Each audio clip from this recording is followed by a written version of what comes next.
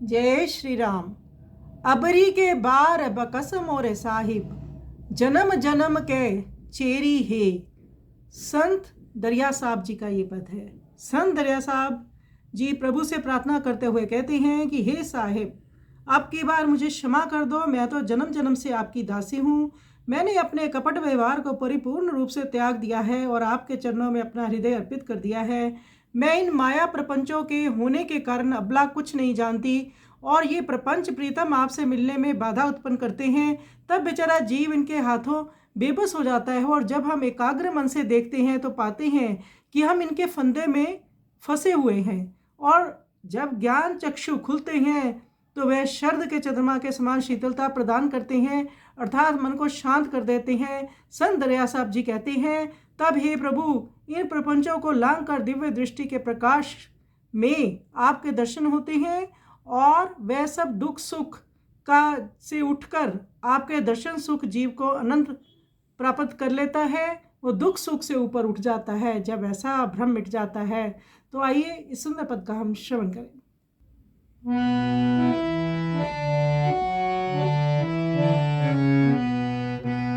अबरी के बार वापस मोरे साहिब, जन्म जन्म के चेरी है। चरण कमल में हृदय लगाइब, कपट कागज सब फाड़ी है। अबरी के बार वापस मोरे।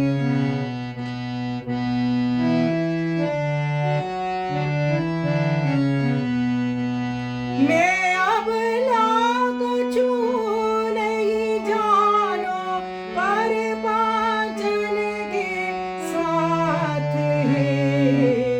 पिया मिलन बेरी इन मोरा रोगल, तब जीव भयल